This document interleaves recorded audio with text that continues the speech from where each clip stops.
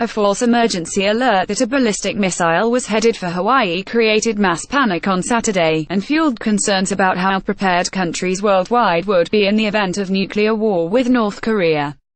Related Britain preparing a battle plan for North Korean war. This weekend's scare started when a Hawaii Emergency Management Agency worker initiated an internal test of the missile warning system by mistakenly pressing the wrong button, the Washington Post reports. The error sent a message to mobile phones across the U.S. state reading, "Ballistic missile threat inbound to Hawaii. Seek immediate shelter." This is not a drill. While the mistake caused hysteria in Hawaii for about 40 minutes, with some parents hiding their children in sewers, or boarding their family inside their home, the U.S. isn't the first country to experience such a warning.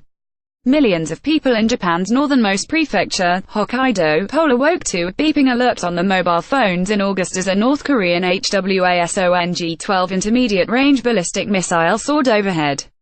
Sirens blared, trains stopped and residents took cover, The Guardian reported.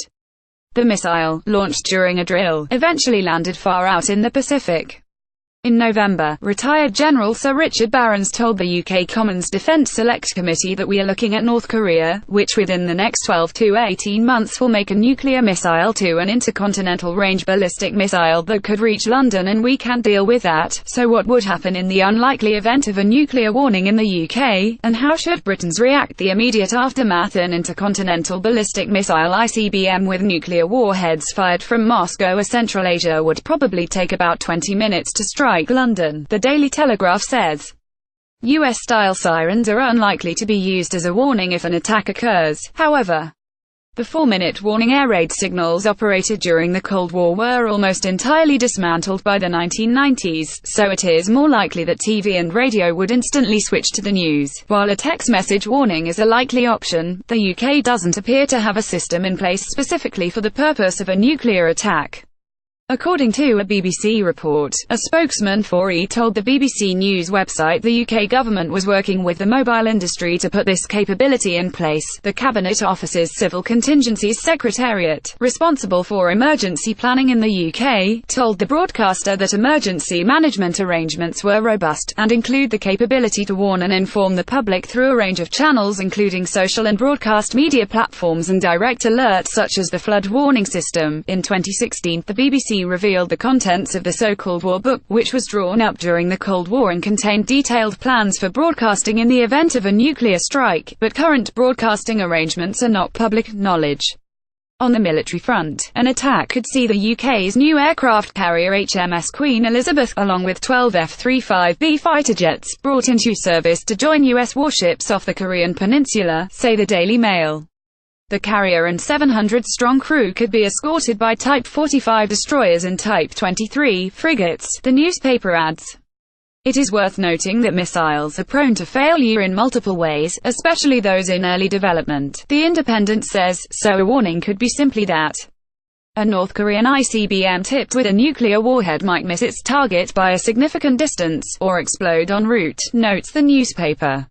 What's the official advice?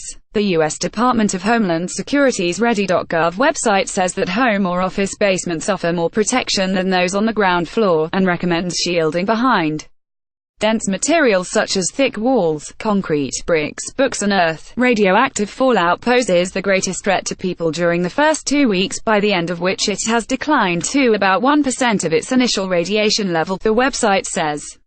While the UK considers the likelihood of a large-scale chemical, biological, radiological or nuclear attack highly unlikely, it cannot be ruled out, according to the 2017 UK National Risk Register of Civil Emergencies.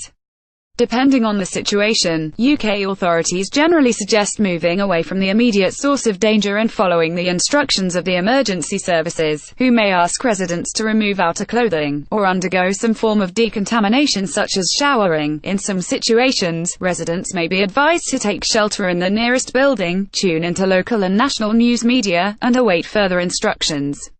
Back in 1980, facing a threat from Russia, the UK issued Protect and Survive, a 30-plus pamphlet advising Britons how to make a fallout room in their home, for example, in an understairs cupboard.